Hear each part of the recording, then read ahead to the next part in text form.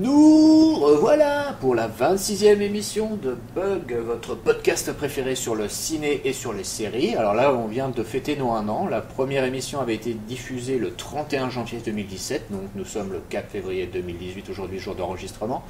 Donc ça fait officiellement 1 an que nous existons. Nous avons perdu les 3 quarts de nos auditeurs par rapport à la première émission, mais les meilleurs sont restés, j'ai envie de dire. Donc merci à vous. L'équipe n'a pas changé d'un poil ni d'un iota depuis cette première émission mythique, donc je suis toujours accompagné des fidèles Bastien. Salut Bastien. Hey, salut à vous les joggeuses. Alors, on peut aller recourir tranquillement. Plus besoin de prendre son portable avec soi ou son petit coton suisse dans une banane. Non, c'est bon, vous pouvez reprendre les chemins de traverse pour venir nous écouter. Et de notre ami belge Seb. Salut Seb. Bonjour à toi Tony, bonjour à toi Bastien et la Natacha Campouche des infos. Et compte tenu de la thématique de ce dont je vais parler aujourd'hui, bonjour à vous jeunes parents du monde qui nous écoutez. Vous feriez mieux de vous occuper de vos moches. Vous ne voudriez pas qu'ils terminent comme nous à parler seuls sur les internets sans que personne ne s'intéresse à ce qu'ils auraient à dire, même si c'était intéressant. Enfin je dis ça, mais si vous avez le choix entre nous écouter nous pendant que bébé pleure et réclame un nichon à téter, ou bien le laisser écouter du Julien Doré, alors le choix est fait. Jetez-le dans une rivière. Ça m'a un peu excité quand tu as parlé de nichon à tété. Oui. Donc le programme du jour, l'ordre du jour, c'est la saga Happy Feet de notre ami George Miller. Et nous évoquerons également la saison 3 de Mr. Robot, qui avait eu son petit succès au tout début et qui maintenant est un peu passé sous les radars, mais on va revenir dessus pour cette 3e saison. Je pense que ça vaut un peu le coup qu'on en parle. Donc voilà, merci de nous écouter encore une fois. Ça fait 3 semaines consécutives que nous enregistrons. On est un peu sur les rotules, mais toujours au taquet. Donc on va tout de suite entamer ce petit programme. Et c'est donc Happy Feet de George Miller. Et c'est Seb qui s'y colle. C'est à toi mon grand, vas-y.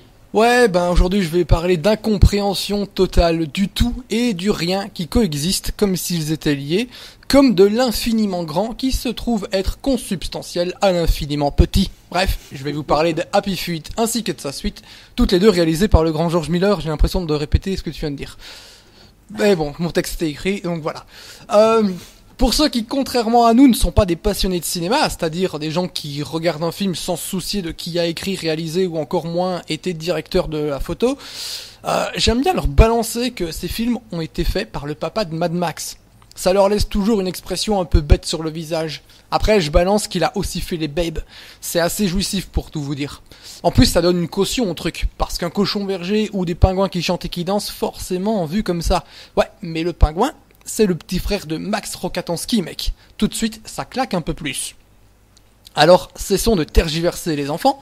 Happy Feet, premier du nom, est sorti en 2006, a été un gros succès tant public que critique. D'ailleurs, Miller est même reparti avec l'Oscar du meilleur film d'animation. Pas rien, quoi. Et mérité. Comme au début... Pardon ? Mérité, je disais. C'était complètement mérité. Voilà. Et comme je le disais au début, je vous parlais du tout et du rien qui coexistaient. La raison est la suivante. Si Happy Feet est un succès public et critique, pour Happy Feet 2, sa suite sortie en 2011, c'est notre histoire. Tout le contraire même. Démonté par la critique, déserté par le public, bref, c'est un bide. Et là je comprends pas. Parce que le film réussit le pari d'être une suite, sinon supérieure, en tout cas au niveau égal de son prédécesseur.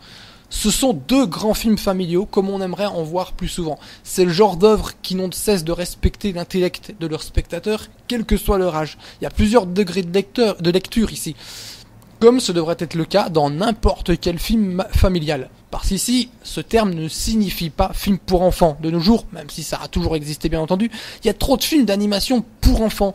Des trucs complètement débiles genre Les Mignons qui te donneront envie de remonter le temps pour faire avorter ta femme. Mais pas chez George Miller. Et c'est pour ça qu'on aime bien le mec. Et puis les films, ils sont complètement dingues. Ils mêlent habilement séquences musicales et dansantes monstrueuses, comédie et tragédie. Et, cerise sur le gâteau, Miller n'oublie jamais de doter ses films d'une véritable profondeur humaine. Alors Seb, juste avant que tu embrayes, est-ce que tu peux nous faire quand même le petit pitch d'Happy Feet, à moins que ça arrive après dans ta petite chronique, mais ça arrive en partie. D'accord, excusez-moi. Oui, il n'y a pas de mal. C'est vrai que je ne raconte jamais les pitchs des films dont je parle, donc cette question était tout à fait légitime. Je vous applaudis, monsieur Alphonse. Merci beaucoup. Donc le premier film parle principalement de la différence. J'ai toujours vu un dialogue sur le handicap, personnellement. On a donc un peuple de manchots qui chantent, et d'un coup on a Mumble qui débarque, incapable de faire ça. C'est le premier, le seul, l'unique. Mais lui, Mumble, il fait un truc bizarre, il tape de ses pieds sur la banquise. Il a des happy feet, comme on dit. Et surtout, il sait pas chanter. Ostracisé, moqué, Mumble va devoir trouver sa place dans tout ça. Et c'est pas évident quand t'es entouré de cons, au point même que ton père a honte de toi. J'aime particulièrement la cruauté de Miss Viola, la prof de chant, qui balance un magnifique « Putain, et votre gosse, il sait pas chanter, il fait des trucs bizarres avec ses pieds. Il va crever seul, le con !» Tout le discours de Happy Feet est d'une simplicité à la limite du simplisme, et pourtant il est incompris. Ce que dit George Miller à travers le film, et qu'on devrait tous adopter, c'est de ne pas accepter l'ordre établi des choses. Il ne faut pas rentrer dans un moule, soyons qui nous sommes et vivons ainsi. Mumble, lui, il fait des claquettes. On devrait tous être comme Mumble. Happy Feet, c'est un film hors norme, même la fin du film est complètement hors norme, puisque Miller opte pour un happy end aux allures d'utopie. J'aime à croire qu'il a fait ça pour que Mad Max soit le négatif absolu de Happy Feet. Ici, l'humain arrête d'être con, tout ça pour sauver un peuple de manchots. C'est un rêve, une fable. C'est impossible, mais parfois, l'impossible, il est plus beau que le possible. C'est Tom Cruise qui m'a soufflé cette réplique, j'avoue. Waouh.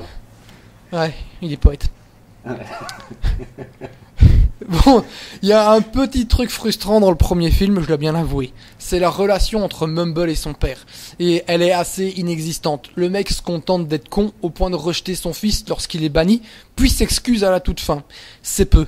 Bah ça, voyez-vous, c'est corrigé dans le deuxième film. Mumble est maintenant père à son tour, et il est assez naze avec le petit Eric. Mais il fait de son mieux. Trop parfois aussi.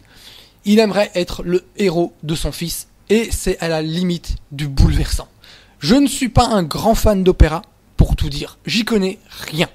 Mais George Miller est parvenu à me faire chialer avec un putain d'opéra. Une scène à cœur ouvert, aux enjeux extraordinaires et qui pourtant se focalise sur une chose extrêmement simple. L'amour d'un fils pour son père.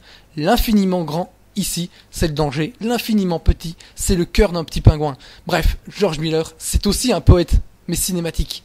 À mes yeux, Happy Feet 2 est supérieur en tout point au premier.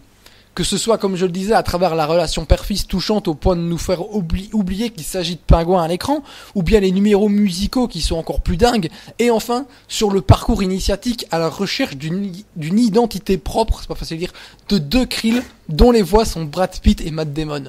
On pourrait se questionner quant à l'utilité de cette partie du film. Certains l'ont comparé à Scrat dans ses bouses que sont les haches de glace. Mais ça n'a rien à voir. Scrat, c'est un comic relief lourdingue sans utilité, à part faire rire les gamins. Will et Bill les Krill, c'est toute la partie philosophique du film. Et même assez drôle d'ailleurs. Elle n'est pas là pour rien, et ça prend tout son sens à la fin du métrage où, comme la voix off nous le disait au début du film, l'infiniment petit prouve sa nécessité dans l'infiniment grand. C'est le discours du film qui est dans la continuité du précédent. Un krill, une crevette quoi, décide d'être plus qu'une crevette dans un banc de crevettes et va se chercher. Et il participera à sa manière à la résolution de l'intrigue. En n'acceptant pas sa place prédestinée, il a sauvé des vies. Et donc, oui, l'univers, aussi vaste soit-il, n'est rien sans la plus petite de ses étoiles.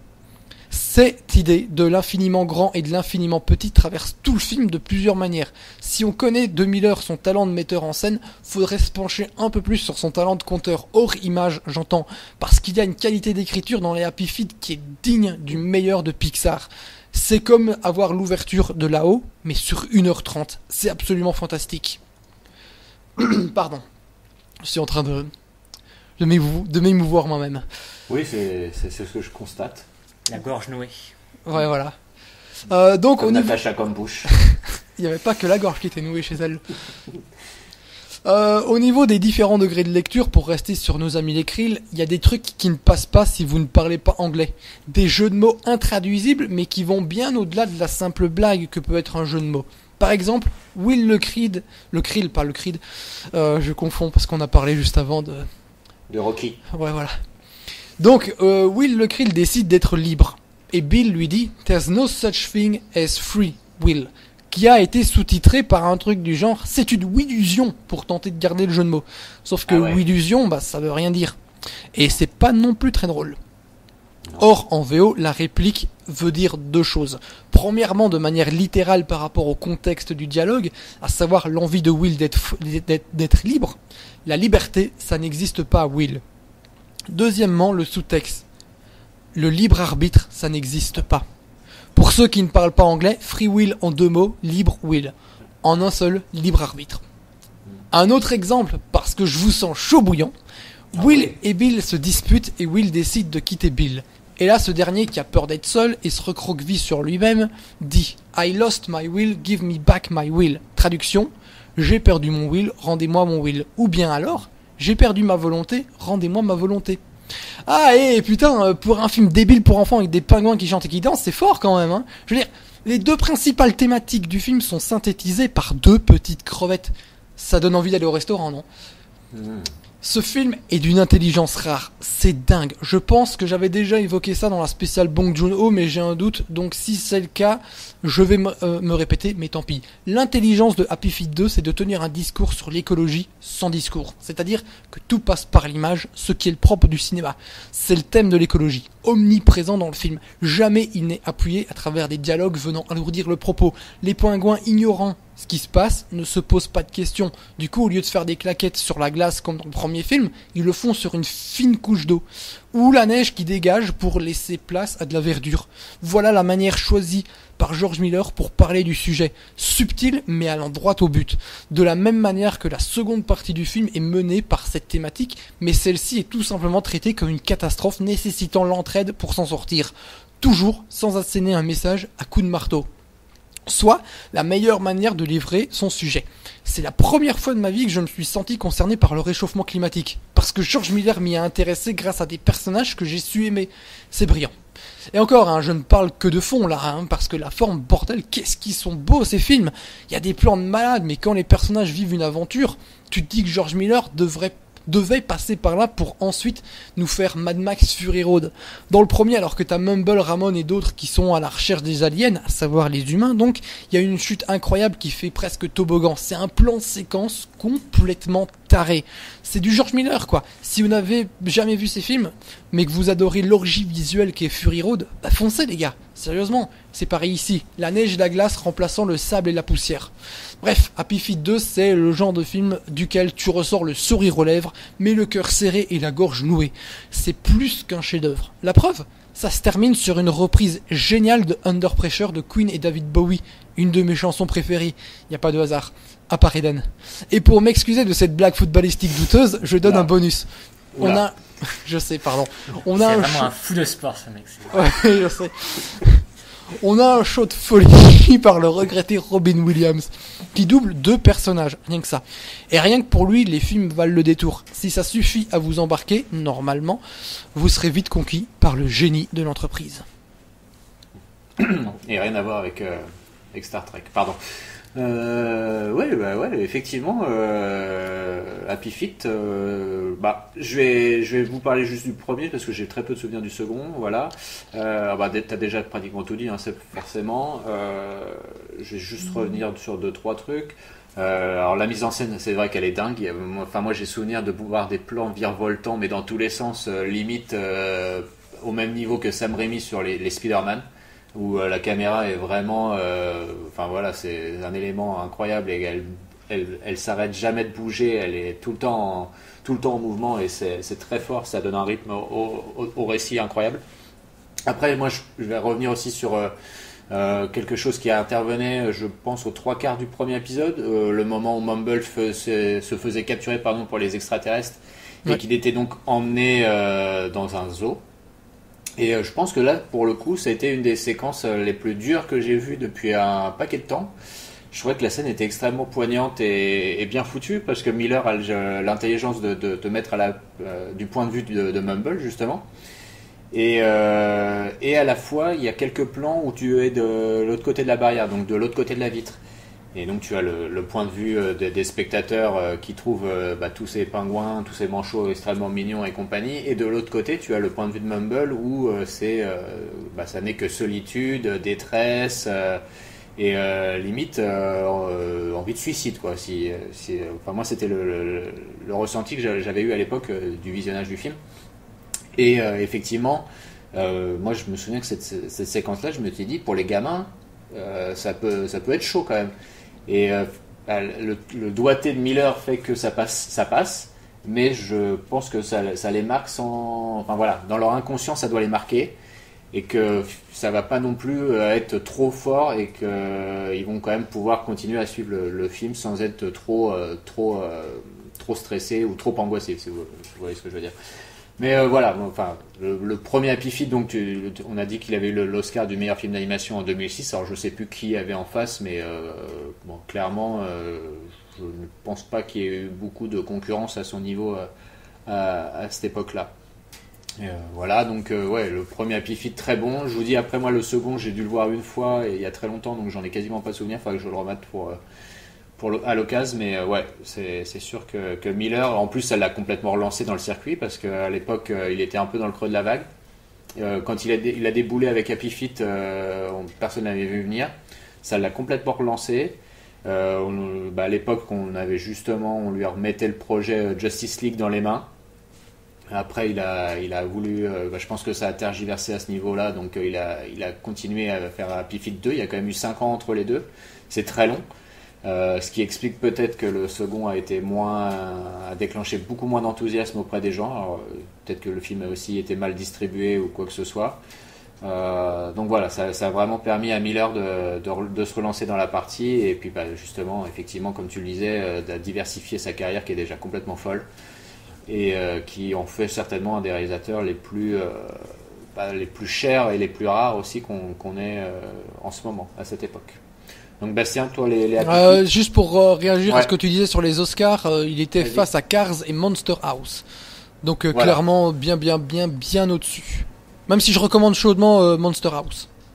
Oui, donc vous m'avez donné la dalle avec vos histoires de crevettes. Déjà, ce que je voulais dire, c'était belle chronique, Seb. On ne sait pas trop quoi ajouter à cette magnifique chronique. Je te le dis parce que je pense pas que ce sera les auditeurs qui vont te le dire. Merci, c'est gentil. Ils sont assez pudiques dans l'ensemble. Alors donc moi, les Happy Feet, ce sont des films que j'ai beaucoup aimé aussi, surtout le deuxième. Après, j'en les ai plus trop en mémoire, pour être tout à fait honnête avec vous. Je les ai vus quand ils sont sortis en DVD à l'époque, mais je les ai pas revus depuis, donc c'est pas très frais dans mon esprit. Encore que du frais sur la banquise, quoi de plus normal, hein. Je me permets de te couper parce que moi j'ai eu un gros bug et je vous ai perdu pendant une bonne dizaine de secondes. Donc voilà, je devrais réécouter pour savoir ce que tu viens de dire, parce que je me suis arrêté quand tu m'as félicité pour la chronique. Donc voilà. Non. Ramasse ton mouchoir et réécoute. Oui, voilà. Donc j'ai souvenir de la grosse chialade de l'opéra, effectivement aussi, dans le deuxième épisode, qui est la scène qui m'a le plus marqué des deux films. C'est le moment absolument bouleversifiant des Happy Feet. Et pour la petite histoire, pour raconter un petit peu ma vie privée, je l'ai acheté sciemment dans la médiathèque où je travaille, les deux Happy Feet. Donc ce sont des DVD qui traînent au milieu des Madagascar et autres films peu recommandables. Mais du coup, au milieu de ça, les enfants peuvent trouver des fois des petites perlouses comme ça, comme les Happy Feet et autres Tombeaux des Lucioles, qui sont des films absolument nécessaires quand on est enfant. Le Tombeau des Lucioles, quand t'es enfant, t'es traumatisé quand même un peu à la fin, non ? C'était mon film préféré quand j'avais 10 ans. Ça explique beaucoup de choses. Mais est-ce que tu pousses le sadisme à intervertir les disques dans les boîtiers ? Parce que c'est là où ça serait bon. On va regarder Madagascar et bam, le Tombeau des Lucioles. Le mieux, c'est quand on me demande justement pour le Tombeau des Lucioles, est-ce que c'est adapté pour un enfant de 8 ans ou pas ? C'est pas évident de jauger tout ça. Oui. Ça dépend de l'enfant, quoi. Ça dépend de l'enfant. La maturité, etc., quoi. Oui, c'est compliqué ce genre de questions. C'est pour ça que j'aime pas les signalétiques. Voilà, mon petit côté rebelle. Et donc, il faut absolument les voir pour ceux qui ne les auraient pas encore vus. Montrez-le à vos gosses. En plus, ce sont des films vraiment pour Ouais. toute la famille, on peut le dire. C'est vrai que c'est vraiment des points forts du film, comme Seb aussi le disait, vraiment parfaite cette chronique. C'est que c'est vraiment des films familiaux et tu peux. Où justement il y a vraiment beaucoup de degrés de lecture et ce qui en fait un film extrêmement riche pour tous les spectateurs de tous les âges. Moi, le week-end dernier, je les ai fait découvrir à deux grands garçons de 25 ans qui bouffent du Marvel matin, midi et soir. Et ben, ils ont été conquis. Donc voilà. Comme Ça- quoi tout n'est pas perdu. Voilà. Happy C'est vrai Feet, que- ça va tous nous réunir. C'est vrai que c'est pas des films en plus très connus au final, comme ça fait pas partie de Pixar ou Ouais. d'un gros distributeur, ils sont un petit peu comme ça perdus au milieu de la Ouais, masse. et en plus ils passent jamais en télé ou quoi que ce soit. C'est vrai que c'est des films qui n'ont pas un écho, mais qui a une base de fans extrêmement solide. Je veux dire, moi je connais personne qui ait vu les Happy Feet et qui ait trouvé ça nul, quoi. Ça n'existe pas. Mais il y a aussi un petit problème, c'est que approximativement en même temps, t'as Surf's Up qui est sorti, qui était un film qui ressemblait un petit peu, parce qu'il y avait des pingouins, quoi. Et apparemment, il y a beaucoup de gens qui confondaient les deux. Oula. Mais c'était quoi le titre français de celui-là? Tu te souviens Les Rois de la Glisse, je crois. Ah ouais, ah oui, donc maintenant je resitue le truc. Ah oui, effectivement, oui, c'est pas la même histoire, hein, Pas du tout. effectivement. Bon, ben voilà. Est-ce qu'on a encore 2-3 choses à rajouter sur Happy Feet ou on est bon? Qu'il faut le voir, point, Ah voyez-le, bah, faut merde. le voir, bah oui, voyez-les, faites-vous une soirée Happy Feet avec vos enfants, sans vos enfants, avec les enfants de votre voisin, avec votre voisin. Avec l'accord des parents, sinon ça va être un peu problématique. Effectivement. Et on n'a pas parlé quand même du casting vocal en VO des deux films qui est absolument. Enfin, si on a parlé de Robin Williams, de Brad Pitt, Matt Damon, mais donc si je me souviens, il y a Hugh Jackman aussi. Hugh Jackman joue le père de Mumble. Mumble, c'est Elijah Wood. Donc t'as aussi Hugo Weaving, donc t'as une petite réunion Seigneur des Anneaux. Nicole Kidman joue la mère de Mumble.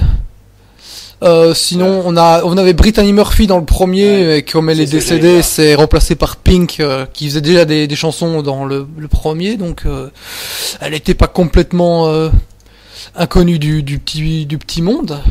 Ouais. Ah, il y a un chouette casting dans Happy Feet quand même. Carrément, carrément. Effectivement, c'était vraiment du lourd. C'est pour ça que je voulais un peu revenir là-dessus. Et dans la version française, on a qui? Alors là, Bon, attends, on va aller voir ça 2 secondes. Anthony Cavana? Oh, Laurie, peut-être? attends, qui cartonnait à cette époque-là? Clovis Cornillac et Mumble. Anthony Cavana joue donc, remplace notre ami Robin Williams.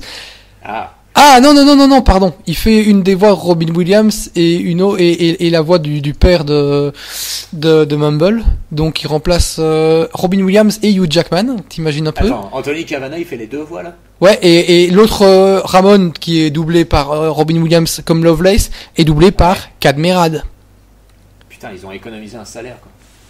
Ouais, ils ont Marion Cotillard, Sophie Marceau, Emmanuel Payet. J'imagine que c'est Manu Payet, oui c'est lui.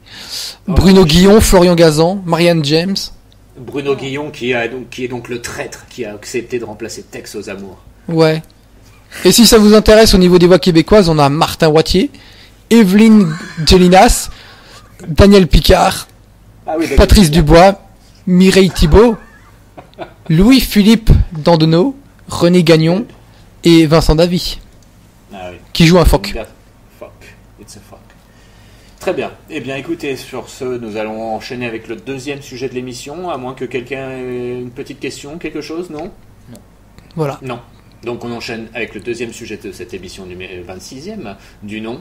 Donc, c'est la saison 3 de Mr. Robot et je picole. Donc, je vais passer très vite sur la vacuité masturbatoire de la seconde saison, qui était véritablement dégoulinante sur nos visages vierges. C'est un petit peu une éjac faciale que nous sommes pris sur 10 épisodes, mais une éjac faciale fade et sans aucune saveur, qu'on a eu un peu de mal à essuyer et on s'est dit qu'on n'y reviendrait pas. Et finalement, on s'est dit, bon, quand même, pourquoi pas. Donc la saison 3 de Mr. Robot, je vais essayer de vous remettre ça tout en perspective, donc arrêtez-moi les garçons si je me trompe, je sais que Seb, tu ne m'arrêteras pas. Non. Donc le premier épisode, le pilote de Mr. Robot, avait été pour moi un véritable choc, je pense qu'il est dans le top 5 des meilleurs pilotes que j'ai vus de série télé, Vraiment très surprenant, avec une mise en scène qui claquait et tout. C'était vraiment neuf. Il y avait un sujet qui était neuf et tout. Il y avait plein de questions qui étaient posées, qui avaient l'air d'être haletantes et compagnie. Ensuite, le développement de la saison a été plutôt correct, mais si ça commençait déjà un petit peu à se perdre dans des intrigues un petit peu pénibles, et qui n'avaient pas finalement grand intérêt dans le grand dessin qu'avait notre ami Elliot Alderson. Nous avons ensuite la saison 2, donc je ne reviendrai pas dessus. Voilà. Et la saison 3, donc, qui essaye de remettre les choses à niveau. Et cette fois-ci, notre ami Sam Esmail, qui est le showrunner de la série, réalise les 10 épisodes de cette saison 3. Alors je sais plus, il faudrait vérifier, mais je me demande s'il avait déjà pas réalisé tous les épisodes de la saison 2. Je sais que sur la première, ils étaient plusieurs à se partager l'AREA. Et donc voilà, Esmail a repris la barre. Je pense qu'il écrit au moins les 3/4 des épisodes de cette saison. Et il a fait table rase de cette saison 2 en l'évacuant au possible, même s'il a forcément, il ne pouvait pas faire comme si elle n'avait pas existé, qu'il va donc reprendre quelques éléments pour essayer de remettre tout ça à un niveau bien moins pénible que ce qui avait été enduré sur cette saison 2. Donc voilà, globalement, je vais vous le faire très courte. J'ai plutôt apprécié cette saison 3. Je pense même que c'est la meilleure des 3 saisons pour l'instant du show. Esmail a été très, très malin, il a tout dégraissé, il a déconstruit son personnage de Elliot Alderson pour en refaire quelque chose de plutôt neuf. Je vais essayer de pas trop spoiler la saison parce que c'est quand même une série qui est plutôt basée sur certaines surprises narratives qui interviennent. Sur cette saison 3, il a une façon différente justement d'amener ses surprises, contrairement aux 2 premières saisons où ça faisait un peu arriver haha, voilà mon twist, qui est parfois un peu pénible à la longue. Donc là c'est fait de façon beaucoup plus naturelle. Je trouve qu'il y a une sérénité, une quiétude dans le développement du récit qui est plutôt agréable. Il y a très peu d'intrigues parasites autour de l'intrigue principale et ça fait énormément de bien à l'histoire de nos héros. Il y a la trame principale qui est reprise et cette fois-ci, alors bizarrement, je ne sais pas si ça vient de moi ou de quoi que ce soit, mais j'ai trouvé que c'était extrêmement clair par rapport à la saison 2. On a le personnage d'Angela Moss qui est sa meilleure amie d'enfance, qui est certainement la seule intrigue secondaire de la saison, qui est vraiment en retrait, donc elle n'est pas pénible à suivre, même si sa résolution elle tombe un peu comme un cheveu sur la soupe et que c'est pas ce qu'il y a de mieux dans la saison, même clairement c'est ce qu'il y a de plus faible, parce qu'en plus c'est un peu le truc pareil qu'on peut sentir venir à des kilomètres depuis déjà pas mal de temps. Ensuite on a peu de nouveaux personnages. On a le personnage de Bobby Carnivale qui arrive, qui est un personnage assez truculent, un peu sorti d'un film des frères Cohen. Enfin, moi, ça m'a donné un peu cette impression-là, avec un personnage qui a une allure extrêmement atypique, limite déphasé, et qui, au final, peut se montrer extrêmement flippant. Et il peut faire penser par certains égards au personnage de Javier Bardem dans No Country for All Men. Enfin voilà, c'est un peu dans cet esprit-là. Rami Malek est toujours aussi bon dans le rôle d'Elliot Alderson. Je trouve qu'il a vraiment acquis quelque chose dans son jeu qui est extrêmement fort. Dans cette saison, il est vraiment très bon et il est encore plus présent, je pense, que dans la saison 2. Enfin, ça, c'est dû au recentrage du récit. Et voilà, la mise en scène après de Sam Esmail, elle n'a pas bougé d'un iota, c'est toujours extrêmement géométrique, c'est très carré, on sent l'influence de Kubrick, ne serait-ce que dans le premier épisode où il y a quasiment tout Shining qui est refait, c'est le même générique de début et tout, avec le plan en hélicoptère et compagnie aérien au travers des montagnes. Voilà, après il y a l'épisode 7 ou 8, je sais plus, Bastien, peut-être que tu pourras m'aider, où l'épisode est censé être un film. Donc avec un format cinémascope qui donc dure sur tout l'épisode, qui est vraiment un épisode à part qui ne fait quasiment pas avancer le récit, mais qui est malgré tout un épisode extrêmement fort, avec une sensibilité un peu européenne, et j'ai trouvé plutôt bien foutu, avec des beaux moments d'émotion. Après il y a des petites touches que Esmail essaye de faire passer pour se reconnecter, je pense, avec ses spectateurs. avec des petites touches pop. Donc il y a pas mal d'allusions à Retour vers le futur, il y a une allusion à Maman j'ai raté l'avion avec le personnage de Kevin McAllister. Il y a des extraits de BO qui sont empruntés, qui sont plutôt sympas. Il y a le générique de K2000 qui est utilisé à un moment comme générique de début d'épisode. Voilà, il y a vraiment 2-3 trucs qui sont faits pour caresser le spectateur dans le sens du poil et on sent qu'il a envie de le rattraper. Je trouve ça plutôt tout à son honneur. Après, il y a des personnages qui vont sortir des dialogues au cours de la saison qui sont plutôt marrants en parlant des critiques, en parlant de séries justement, ou alors en parlant de films en disant que ouais, parfois le début est pas bon, le milieu est pas bon, mais si la fin est excellente, ça rattrape tout. Enfin voilà, moi j'ai trouvé qu'il y avait 2-3 petits clins d'œil comme ça qui étaient faits par un moment qui étaient plutôt amusants. Et qui mangeait pas de pain. Alors après, voilà, les reproches qu'on a fait à S-Mail et à Mr. Robot dans l'ensemble, sa prétention mal placée et compagnie, on peut toujours les retrouver, même si moi je trouvais que cette année vraiment, enfin pour cette saison, je trouvais que c'était vraiment mis en retrait et que voilà, du fait qu'il ait simplifié tout ça, il y avait une sorte de mise à niveau qui était faite et que je trouvais plutôt bienvenue. Clairement, si la saison 3 avait été du même acabit que la saison 2, j'aurais gravement lâché l'affaire. Là, j'ai plutôt envie de voir la 4 rapidement, vraiment.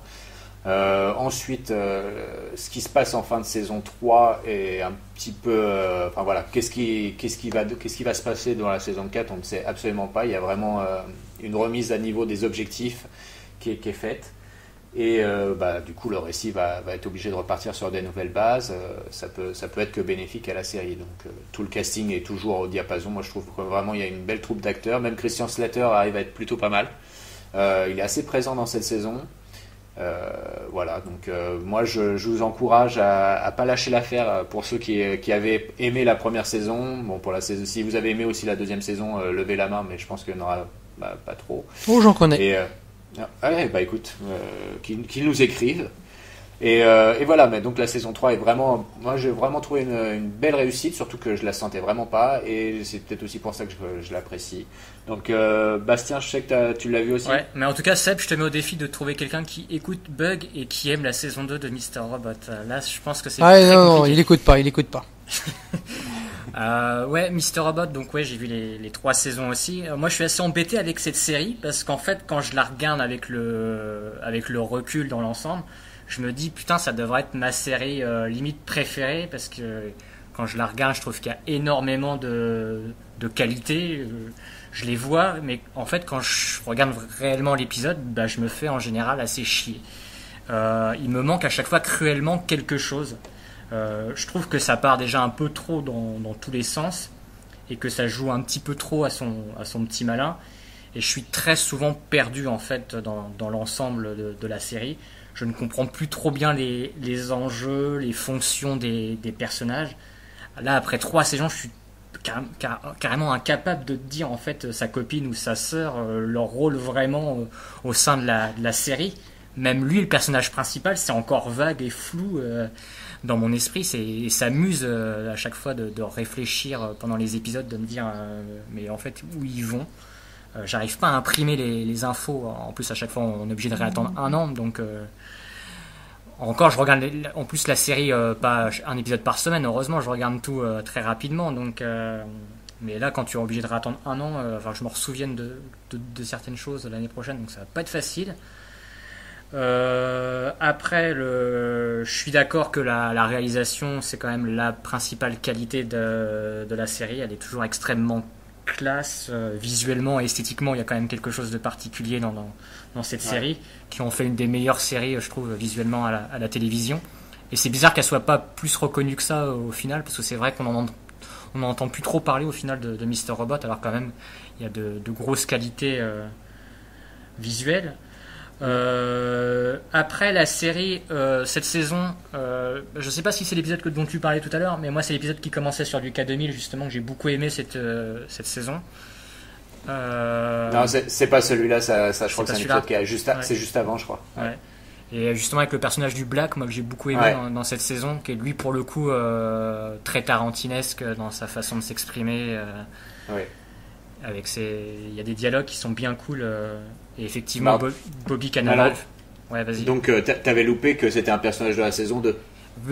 Après coup, mais c'est vrai que la première fois que je l'ai revu, j'avais zappé qu'on l'avait déjà vu. Et c'est un peu ça aussi le problème de la série, c'est ces personnages qui sont absents. pendant longtemps et qu'en fait tu n'as pas vraiment tant vu que ça au final et qui vont avoir un rôle par la suite. Ça se trouve, c'est une série qui sera très intéressante de revoir une fois qu'elle sera terminée et la voir dans son ensemble. Dans son ensemble, peut-être. Avec la saison 2, vraiment? Mais du coup, t'allais reparler de Bobby Cannavale? Ouais, aussi j'ai pensé aux frères Cohen et à Tarantino, du coup, quand je l'ai vu, c'est exactement ça. Ouais. Après, pareil, dans les qualités de la série, je me dis c'est vraiment une série qui est faite pour moi parce que c'est la série parfaite, t'as des références à Retour vers le futur, c'est plutôt cynique, même très cynique dans l'esprit, et puis il y a Alf dedans. Le mec, il a tout compris, on a toujours dit si vous mettez Alf dans une série, c'est une bonne série. Et lui, il l'avait fait dans la saison 2, même si cette saison justement était très bizarre, il avait quand même utilisé le personnage de Alf, et juste pour ça, bravo garçon. Après, donc moi, peut-être ce qui me perturbe, c'est le côté froid et cérébral de la série. C'est une série sans tristesse au final. Et moi, j'ai peut-être besoin de personnages qui chouinent, qui s'apitoient un petit peu sur leur sort, et on n'a pas trop ça dans Mr. Robot. C'est pour ça que t'adores Six Feet Under. C'est ça. Mais justement, il y a eu 2-3 passages, je trouve, où il y a eu un peu d'émotion cette saison. Alors, je sais pas si tu vas les remettre, mais justement un flashback où on voit Angela gamine avec sa mère, où il y a il y a un dialogue entre deux. J'ai trouvé que c'était une scène assez jolie, même si qui cassait pas trois pattes à un canard, hein, mais qui était plutôt bien amenée, bien foutue. Non, il y a d'autres personnes. Après tout l'épisode dont je te parlais, justement, celui où il y a le format cinémascope avec l'enfant, et il y a pas mal de passages où il y a un peu d'émotion qui essaie d'être créée. Au moins, on peut pas lui reprocher. Après, ça marche pas forcément à tous les coups. Effectivement, ça a toujours ce petit côté froid qui parfois fait que ça bloque, mais au moins il essaye d'amener un peu d'humanité au personnage. Après, je sais pas si j'ai pas fait attention, mais je crois que t'as pas parlé du fait qu'à la base, quand il avait écrit Mr. Robot, Sam Esmail, c'était un projet de film. Et donc, en fait, il l'a au final étiré en tant que série télé. Et je trouve que, je sais pas si c'est parce qu'on sait l'info, mais je le ressens quand je regarde la série. J'ai l'impression qu'une saison, en fait, c'est une idée et qu'il l'étire sur toute la saison. Et qu'au final, l'intrigue en elle-même n'avance pas tant que ça. Et que quand on aura peut-être la vision d'ensemble, on se dit que oui, ça aurait pu tenir au sein d'un film. Un film de 2 heures. Parce que là, il est déjà sur à peu près 30 heures de programme ou pas loin, quoi. Et on n'a pas parlé aussi de l'influence de Fincher qui est quand même assez omniprésente. Il y a pas mal d'influences au niveau de la réa et pas les plus dégueulasses, ça c'est clair. Ah oui, je vais juste revenir un tout petit peu dessus parce que j'ai oublié d'en parler. C'est une des qualités que je trouve extrêmement intéressante sur la saison, c'est que mine de rien, elle est quand même plutôt courageuse dans son discours parce que il y a quand même des choses qui sont mises en valeur, ne serait-ce que le fait que le héros est quand même plus ou moins un terroriste. Avec quand même pas mal de morts sur les bras. Là du coup je suis un peu obligé de spoiler, mais bon voilà. Que ensuite il y a des choses qui sont dites sur les États-Unis, comme un personnage qui à un moment dit que dès qu'il y a quelque chose qui ne va pas dans ce pays, c'est de la photo musulman. Il y a ça. Qu'est-ce qu'il y a d'autre aussi où je me suis dit quand même les mecs il y a 2-3 choses qui sont, je trouve, assez fortes et qui mine de rien dans une série on peut plus ou moins qualifier de grand public, je trouve plutôt osé. Il y a des choses que Esmail essaye, il tente, il provoque, et moi j'aime bien. Franchement, je trouve ça plutôt courageux de sa part. Puis il a actualisé aussi sa série, puisqu'il y a des références à Trump qui sont faites directement. Voilà, c'est ça. Effectivement, il y a des plans avec Trump en tant que président. On soupçonne même du coup la Dark Army d'avoir manigancé pour faire élire Trump. Il y a des choses qui sont mises en parallèle, donc du réel avec la fiction qui sont mélangées, que je trouve plutôt intéressantes. Et du coup, ça fait tout le sel de la série. Et c'est des choses qu'on n'avait pas spécialement avant dans les précédentes saisons. Et autre chose aussi, je voulais signaler, c'est que le fond de l'histoire est quand même extrêmement de gauche. Et il faut quand même préciser que la série a toujours été de gauche, mais alors là, ça devient de plus en plus flagrant. Où maintenant, après s'être attaqué aux banquiers et compagnie, maintenant le nouvel objectif de notre ami Elliot, c'est carrément de s'attaquer aux bourgeois de la société américaine. Donc avec ce petit côté amusant. Donc voilà, moi j'aime beaucoup, c'est beaucoup de choses qui me parlent, hein. Donc voilà, c'est pour ça que cette saison 3 m'a fait remettre Mr. Robot dans mon petit cœur. Donc je sais pas si on va donner la parole à Seb, je suis pas sûr que ça en vaille le coup. Ouais. Comme d'habitude, quoi. Non, 2 choses en vitesse. Premièrement, si vous voulez des références à Retour vers le futur, bah, j'ai envie de dire Doctor Who. Ensuite, tu dis que, Tony, t'attendais tellement rien que c'est peut-être pour ça que t'as été agréablement surpris, mais du coup, après ce que tu viens de dire, ça sert à quelque chose que je me lance dans le truc, parce que je veux en attendre un minimum.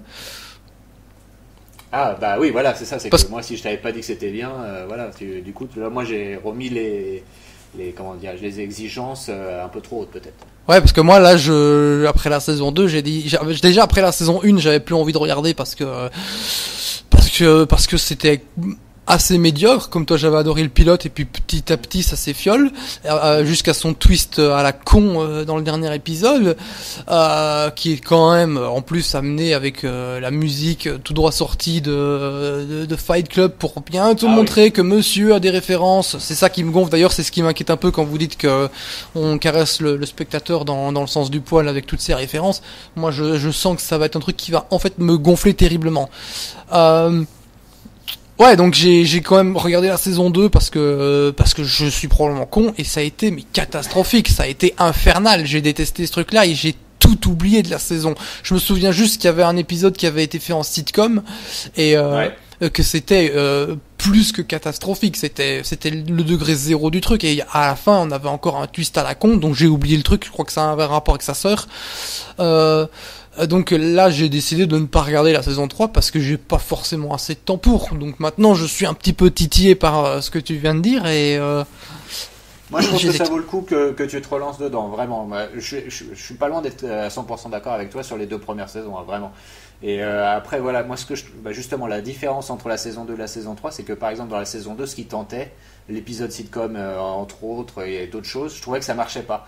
Là, ce qu'il a tenté dans la saison 3, c'est moins prétentieux. Il a revu ses ambitions un peu à la baisse, et du coup, bah, ça fonctionne beaucoup mieux. Je trouve que ça passe vraiment clairement mieux.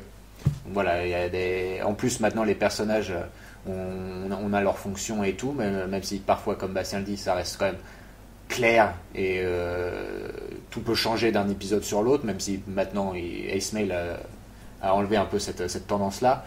Mais voilà, ce qu'il a tenté dans la saison 2 et qui ne fonctionnait pas, moi je trouve que dans la saison 3 ça passe. Eh ben on tentera ça alors, hein. On verra. En plus on t'a parlé des frères Cohen et compagnie, donc là. Bah oui, mais justement ça monte mes attentes à grave quoi.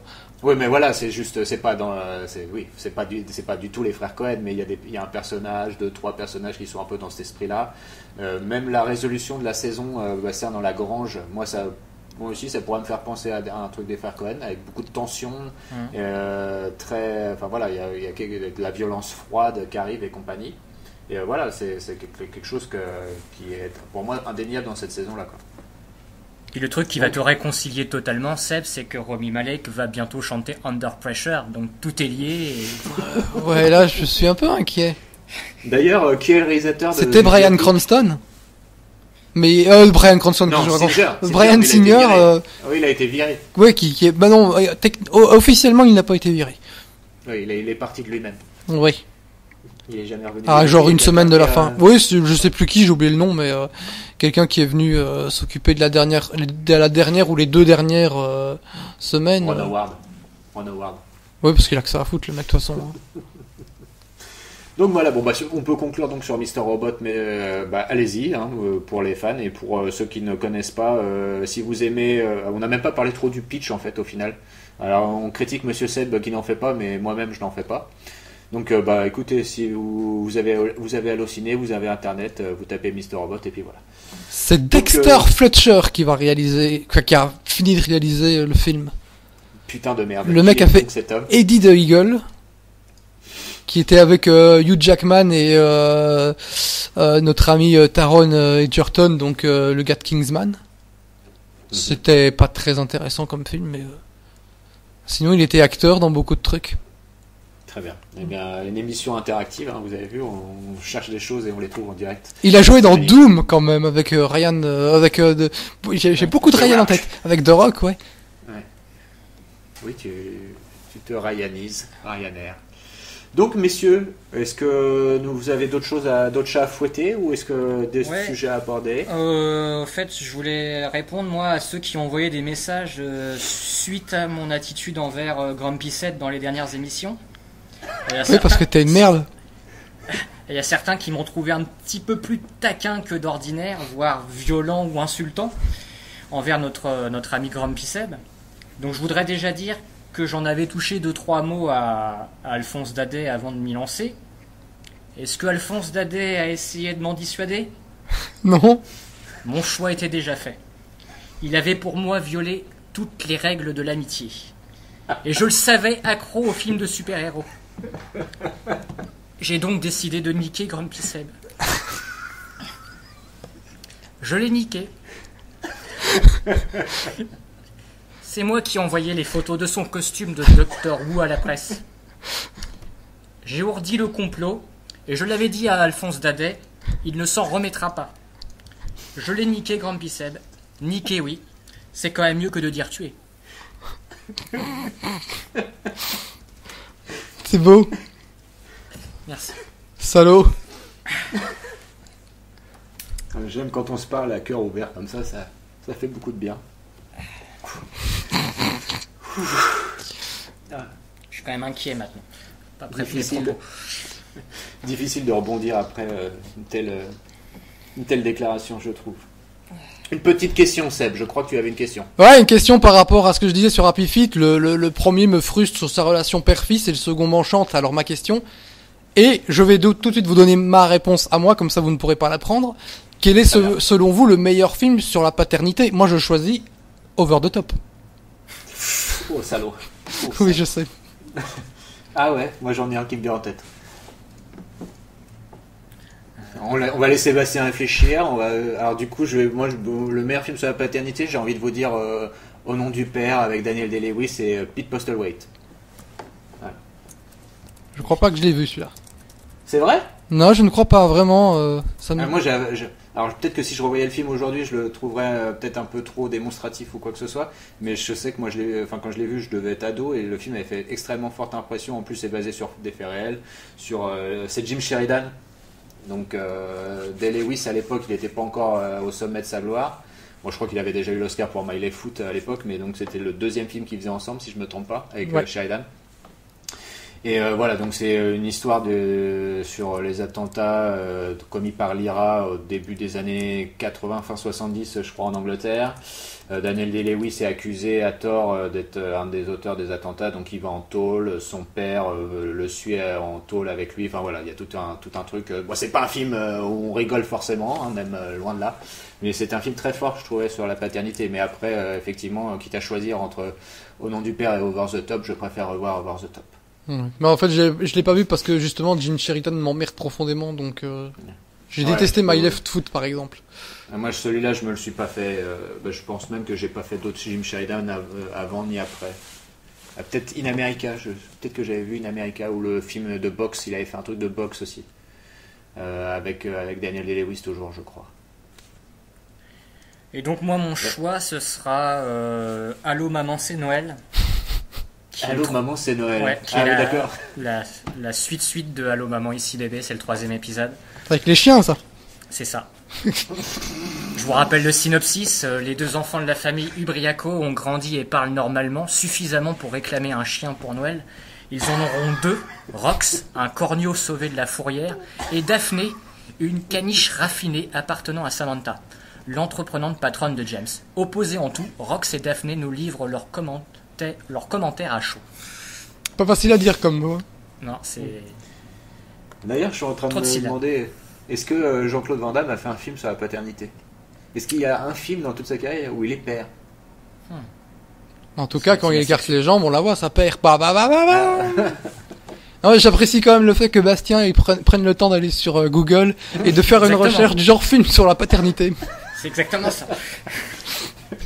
Et que la meilleure réponse qu'il ait trouvée, c'est quand même Allô maman, ici bébé 3, quoi.